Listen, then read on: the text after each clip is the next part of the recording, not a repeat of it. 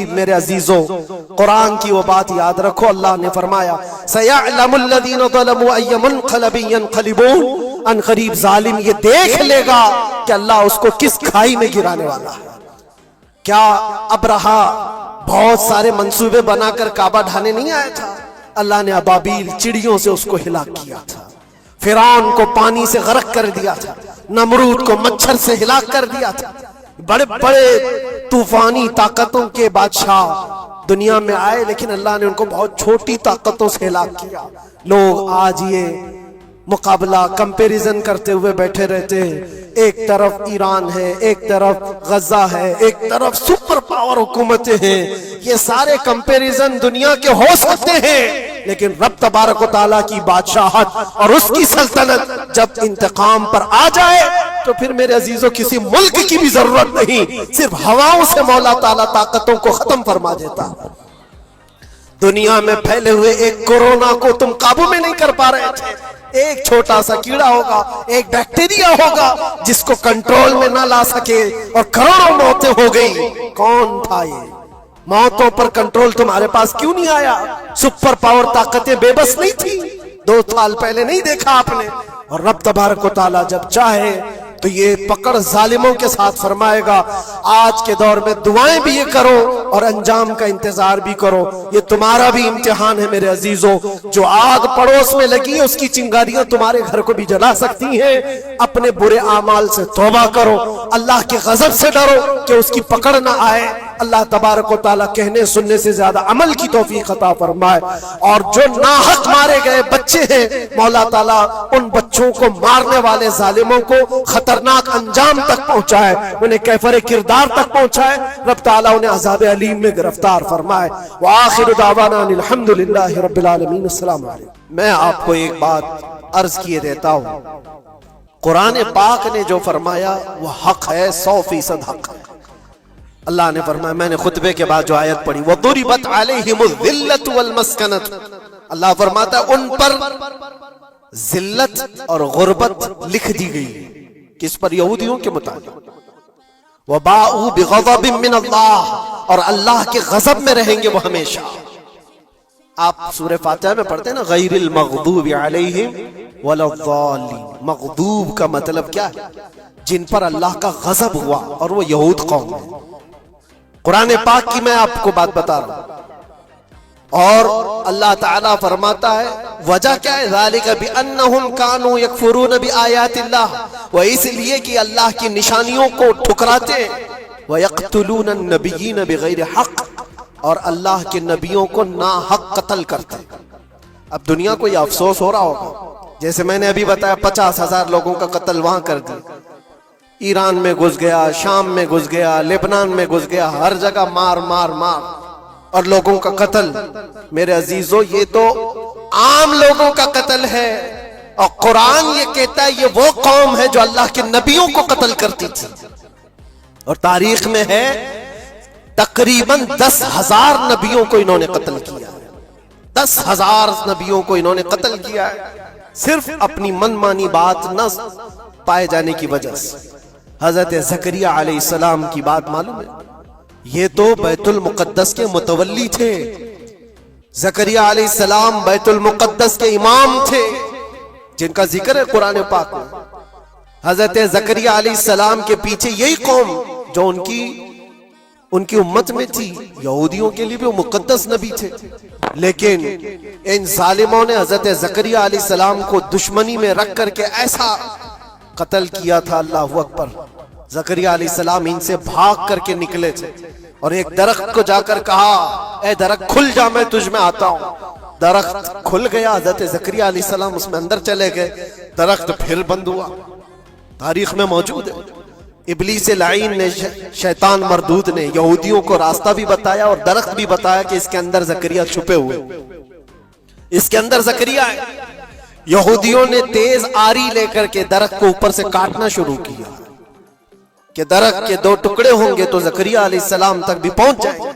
انہوں نے آری سے کاٹتے کاٹتے کاٹتے ان کے سر تک پہنچا دیا، اور جب حضرت زکریا علیہ السلام کو اپنے سر کے اوپر سے کٹنے کی آواز آنے لگی تو اب سوچا کہ اب یہ آری سے پورا کٹ جائے گا، اللہ تعالیٰ کی طرف سے ندائی اے زکریا صبر کر لو، اگر تم اس پر آواز نکالو گے تو صبر والوں میں سے تمہارا نام نکل جائے گا۔ یہاں تک کہ تاریخ میں ہے وہ یہودیوں نے آری سے کاٹتے کاٹتے حضرت زکریا علیہ السلام کے سر کو چیر دیا اور جسم کے دو ٹکڑے ہو گئے۔ اللہ کے نبی خاموش رہے، صبر کر کے رہ گئے۔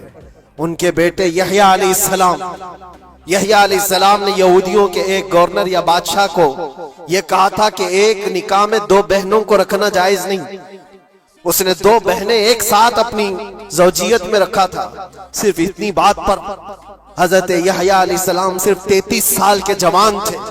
اس یہودی ظالم نے یحییٰ علیہ السلام کے سر کو کاٹ کر کے برتن میں لا کر ناشتے میں رکھا تھا۔ اللہ کے نبی کی بات کر رہا ہوں، اللہ کے نبی کے سر کو کاٹ کر تشت پہ رکھا تھا۔ لیکن تاریخ کی سچائیاں بتاتی ہیں کہ وہ کٹے ہوئے سر سے یحییٰ علیہ السلام بولتے تھے، اے ظالم اب بھی میں کہتا ہوں ایک نکاح میں دو بہنوں کو رکھنا حرام ہے، حرام ہے۔ یہ اللہ کے نبیوں کی زندگی میں بتا رہا ہوں جن کے ساتھ انہوں نے کی۔ عیسیٰ علیہ السلام، یہ پاگل عیسائی جو آج ان کی کپڑوں میں جا کر بیٹھے ہوئے ہوتے ہیں جبکہ زندگی بھر یہ لڑتے رہے ہیں۔ قرآن بھی کہتا ہے وقالت اليہود لیست النصارى علی شیء وقالت النصارى لیست اليہود علی شیء، دونوں لڑتے تھے۔ یہودی کہتے عیسائی کوئی چیز ہی نہیں، عیسائی کہتے تھے یہودی کوئی چیز ہی نہیں۔ ان کی جنگیں اتنی خطرناک ہوئی، یہ سب لپا پوتی کر کے آج دکھاتے ہیں کہ ہم سب ایک ہیں۔ بہت گہری دشمنیاں ان کے درمیان تھی۔ عیسائیت، حضرت عیسیٰ علیہ السلام کو کیا کیا گیا؟ جب انہوں نے اپنے پیغامات پھیلائے تو عیسیٰ علیہ السلام کو بھی قتل کرنے کا منصوبہ یہودیوں نے بنایا تھا، اور پورے لوگ آ کر حضرت عیسیٰ علیہ السلام کے گھر کو گھیراؤ کر لی۔ عیسیٰ علیہ السلام کو اس رات اللہ تعالیٰ نے آسمانوں پر اٹھا لیا اور ایک یہودی کو اندر دیکھنے کے لیے بھیجا تھا یہودیوں نے کہ جا کے دیکھو عیسیٰ ہے کہ نہیں۔ تو اللہ تعالیٰ نے وہ آئے ہوئے یہودی کو عیسیٰ علیہ السلام کی شکل دے دی، عیسیٰ علیہ السلام کو اٹھا لیا۔ یہودی جو باہر کھڑے منتظر تھے، ہمارا آدمی اندر گیا ہے دیکھنے کے لیے، مارنے کے لیے، قتل کرنے کے لیے، ابھی تک آیا نہیں، تو سب کے سب اندر گھس گئے۔ دیکھا وہ آدمی بیٹھا ہوا ہے، اسی کو پکڑ کر لا کر سولی پر چڑھا دیا عیسیٰ سمجھ کر کے۔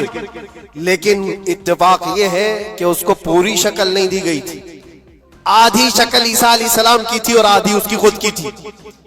بعد میں یہودیوں میں خود اختلاف ہو گیا، ہمارا بندہ کہاں گیا جو ڈھونڈنے کے لیے گیا تھا، وہ غائب کہاں ہے؟ اور اگر یہ ہمارا بندہ ہے جو ڈھونڈنے کے لیے گیا تھا تو پھر عیسیٰ کہاں ہے؟ یہ اختلاف میں، یہ شک میں 550 سال گزر گئے۔ پھر میرے مصطفیٰ صلی اللہ علیہ وسلم تشریف لائے اور قرآن نے اس بات کو واضح کیا، نہ تم نے عیسیٰ کا قتل کیا نہ سولی چڑھائی ہے، عیسیٰ علیہ السلام زندہ ہیں، اللہ نے آسمانوں پر انہیں اٹھایا۔ یہ تو عیسائیوں پر احسان ہے قرآن کا جو سچائیاں 550 سال پہلے کی بتایا۔ میرے عزیزوں، یہ تاریخ میں آپ کو بتا رہا ہوں، نبیوں کا قتل کرنے والی قوم، ان کے سامنے عام انسان کیا مانے رکھتے ہیں؟ یہ دنیا کی ساری قوموں کو حقیر سمجھنے والی قوم، دنیا کے پورے ذخیروں کو اپنی ملکیت سمجھنے والی قوم، ان کا عقیدہ ہے یہ دنیا کا جتنا گولڈ ہے، جتنا سونا ہے، اس پر صرف اور صرف ان کی قوم کا قبضہ ہونا چاہیے، پوری دنیا کو۔ آپ کو پتا ہے مدینہ طیبہ میں حضور پاک صلی اللہ علیہ وسلم کی آمد سے پہلے یہ سب کے سب مدینے میں بسے ہوئے تھے، 550 سال سے انتظار کر رہے تھے حضور کے آنے کا، دوسری قوموں کو ڈراتے تھے۔ کیوں؟ ان کی کتاب میں موجود تھا آخری نبی کے آنے کی ساری باتیں موجود تھی، آخری نبی آئیں گے، ان کے ماننے والوں کا غلبہ ہوگا، وہ اپنے نور نبوت سے لوگوں کے دلوں کو پاک کریں گے۔ ان کی شکل بھی بتائی گئی تھی تورات میں، ان کے آنے کی جگہ بھی بتائی گئی تھی، پورے حجاز میں کھجوروں کا جھنڈ ایک علاقہ ہوگا جہاں یہ نبی آئیں گے، اور وہ مدینے کے علاوہ کوئی جگہ ہی نہیں تھی۔ یہودی یہ سب چیزیں دیکھ کر حضور کے آنے سے 550 سال پہلے سے انتظار میں تھے، وہ نبی یہی آئیں گے، یہی آئیں گے، اور دوسری قوموں کو ڈراتے تھے ہم سے مت الجھنا، آخری نبی آنے والے ہمارے، اور اس نبی کے آنے کے بعد پھر ہم چن چن کر تم سے بدلہ لیں گے۔ اور جب کبھی مصیبت آتی تو اللہ سے دعا بھی یہ کرتے تھے کہ اے اللہ وہ آخری نبی جو ہمارے علاقے میں آنے والے ہیں ان کے صدقے میں تو ہماری بلاؤں کو دور کر دو۔ یہ وہ قوم ہے جو حضور آخر النبیین صلی اللہ علیہ وسلم کے انتظار میں وقت کاٹ رہی تھی، لیکن ہوا یہ ان کا عقیدہ یہ تھا کہ آخری نبی تو بنی اسرائیل میں ہی پیدا ہوں گے، ہمارے خاندان میں پیدا ہوں گے۔ انہوں نے ٹھیکہ لے رکھا ہے آخری نبی کہاں پیدا ہوں گے یہ فیصلہ کریں گے۔ اللہ تبارک و تعالیٰ نے آخری نبی ہمارے آقا صلی اللہ علیہ وسلم کو بنی اسرائیل میں نہیں بنی اسماعیل میں پیدا کیا، اسماعیل علیہ السلام کی اولاد میں پیدا کیا، اور یہ اسماعیل علیہ السلام کی اولاد پورے عرب میں آباد تھی۔ عرب میں پوری آبادی اسماعیل علیہ السلام کی تھی۔ مکہ کو آباد کس نے کیا؟ اسماعیل علیہ السلام۔ اسماعیل علیہ السلام کی اولاد پورے مکہ میں آس پاس سب علاقوں میں آباد، ساری جتنے بھی نسب ہیں وہ اسماعیل علیہ السلام تک پہنچتے ہیں عرب والوں کے۔ اور یہ یہودی بنی اسرائیل ہے، یعنی یعقوب علیہ السلام کی اولاد میں سے، اور یہ دوسروں کو حقیر جانتے تھے۔ جب تک یہ لوگ عرب میں تھے، مدینے میں تھے، انہوں نے ہر ایک کو حقارت سے دیکھا۔ عربوں سے ان کے تعلقات ایسے نہیں تھے، عام لوگوں سے کہتے ہمارے سے بات کرنے کے قابل نہیں ہیں، سب کو امی کہتے تھے، ان پڑھ، جاہل، ایسے الفاظ سے عربوں کو پکارتے تھے۔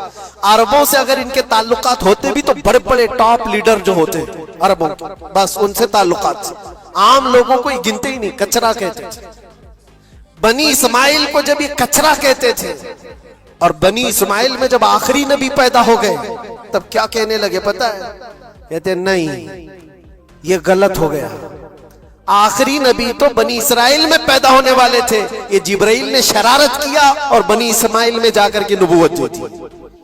کچھ تو یہ کہنے لگے، کچھ تو کہنے لگے وہ ہے ہی نہیں آخری نبی۔ لیکن کیسے انکار کرتے؟ قرآن کہتا ہے یعرفونہ کما یعرفون ابناءہم، اس رسول کو وہ ایسے پہچانتے تھے کہ اپنے بیٹوں کو بھی نہیں پہچانتے۔ ان کے بیٹوں کے صحیح ہونے پر بھی ان کو اتنا یقین نہیں تھا کہ ہمارا ہی بیٹا ہے یا نہیں، لیکن حضور کو دیکھ کر کے یہ یقین تھا کہ آخری رسول ہی ہے۔ آخری رسول ہونے کی ساری نشانیاں انہوں نے جو پڑھی تھی وہ سب حضور کے پاس موجود تھی۔ اسی لیے تو میرے عزیزوں، جو صحابہ یہودیت سے اسلام میں آئے انہوں نے سب نشانیاں دیکھی۔ حضرت سلمان فارسی کی بات بتا رہا ہوں، وہ عیسائیت میں تھے، سالوں انہوں نے عیسائیت میں گزارے، اور انہوں نے بھی یہی سب باتیں سنی تھی۔ یثرب ایک علاقہ ہے حجاز میں، کھجوروں کے باغات کا جھنڈ ہے، وہاں پر آخری نبی وہیں آنے والے ہیں۔ تو یہ کہاں سے آئے تھے؟ سلمان فارسی عراق سے آئے تھے، مدینے میں آ کر غلام بن گئے، ایک کھجوروں کے باغ میں کام کرتے تھے برسوں تک۔ پھر وہ وقت آ گیا جب حضور پاک صلی اللہ تعالی علیہ وسلم مکہ سے ہجرت کر کے مدینے آئے تھے۔ مسجد قباء جہاں ہے وہاں 14 دن تک حضور قیام کیے ہوئے تھے۔ تو وہ باغیچے کا جو مالک ہے، سلمان فارسی کا جو مالک تھا، اس کا بھتیجا آ کر کے خبر دیتا ہے، چاچا سنا ہے کہ نئی خبر؟ یثرب میں ایک شخص آیا ہے مکہ سے، حسین چہرہ ہے، گلابی رنگت ہے، بولتا ہے تو لوگ سب اس کی طرف دیکھتے ہیں، اور وہ کہتا ہے کہ میں اللہ کا آخری رسول ہوں۔ یہودی کا بھتیجا اپنے چاچا کو یہ خبر دے رہا ہے۔ سلمان فارسی کھجور کے درخت کے اوپر بیٹھے کھجور کاٹ رہے تھے یا صاف کر رہے تھے، یہ خبر سنے کہ وہاں سے چھلانگ لگا کر نیچے آ گئے، جس کے انتظار میں تو سالوں گزار دیا تھا۔ کیا کہا تم نے؟ مالک نے ایک تھپڑ رسید کیا اور کہا تو غلام ہے، آقاؤں کی بات میں دخل اندازی مت کر، جا تو اپنا کام کر۔ لیکن ان کی بے چینی تھی کہ وہ اگر آخری رسول آ چکے تو میری زندگی کا تو مقصد یہی ہے۔ پھر انہوں نے وقت نکالا دن کا اور حضور پاک صلی اللہ علیہ وسلم کے پاس پہنچ گئے۔ جب رسول کریم صلی اللہ تعالی علیہ وسلم صحابہ کے ساتھ موجود تھے، دیکھیں علامتیں جو انہوں نے پڑھی تھی اپنی کتابوں میں وہ سب جانچنا بھی چاہتے تھے۔ کھجوریں لے کر کے گئے اور کہا یا رسول اللہ یہ قبول کیجیے، یہ صدقہ ہے۔ حضور نے لیا اور سب کو بانٹ دیا، اس میں سے کچھ بھی نہیں کھایا، کیونکہ سلمان فارسی نے یہ پڑھا تھا کہ آخری رسول صدقہ نہیں کھائیں گے۔ ایک نشانی دیکھ لی انہوں نے۔ دوسرے دن آئے، پھر وہ موقع نکالا اور کھجوریں لی اور آئے، حضور سے آ کر کے کہا کہ یہ لیجئے، قبول کیجئے، یہ ہدیہ ہے۔ حضور نے خود بھی کھایا اور سب کو تقسیم کیا۔ کہا یہ کتاب میں موجود ہے، وہ آخری رسول ہدیے کو انکار نہیں کریں گے، تحائف قبول کریں گے۔ دو علامتیں دیکھی۔ پھر ایک دن، تیسرا دن تھا، رسول پاک صلی اللہ علیہ وسلم ایک جنازے میں تھے، تہبند تھی حضور کے، چادر تھی جسم کے اوپر۔ سلمان فارسی ایک اور نشانی دیکھنے کے لیے آئے ہوئے تھے جو کتابوں میں پڑھی تھی، کبھی حضور کے دائیں آتے، کبھی بائیں آتے، کبھی آگے کبھی پیچھے، پوچھنے کی یا کچھ بات کرنے کی کوشش کر رہے تھے۔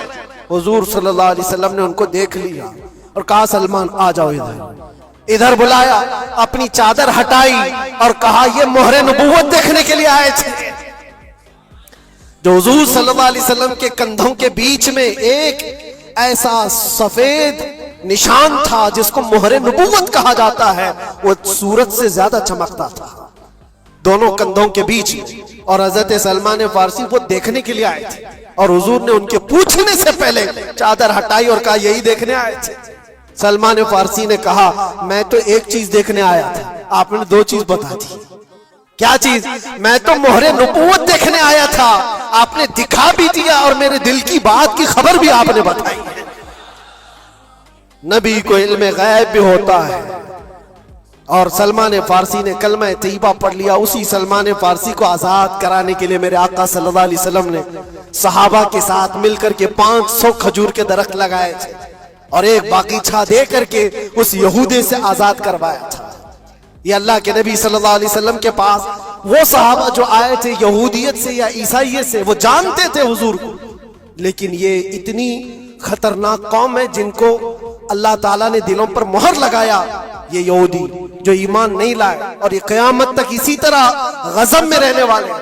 آج ان کا ابھار اگر آپ دیکھ رہے ہو تو شاید تاریخ پتہ نہیں ہوگی کہ کتنی ذلت کی زندگی بھی گزاری، کس طرح بھیک مانگے۔ آج یا اپنی تاریخ کو کہیں پر بھی سوشل میڈیا میں گردش کرتے ہوئے نہیں دیکھ سکتے، پابندی ہے پوری دنیا میں۔ ہٹلر کے قتل عام کے بارے میں نہیں بول سکتا کوئی، یہودیوں کو اتنا مارا تھا اتنا مارا تھا، نہیں، دنیا میں یہ بولنے پر پابندی ہے۔ ان کے کسی بھی پرانی تصویریں دکھانے پر پابندی ہے۔ آج خود اپنے ملک میں ہونے والے حملوں کی تصویر نہ دکھائی جائے، اس پر پابندی ہے۔ یہ تو تم کب تک عیب چھپاتے رہو گے؟ جہاں سڑن ہوتی ہے بدبو آ ہی جائے گی، اور ان قریب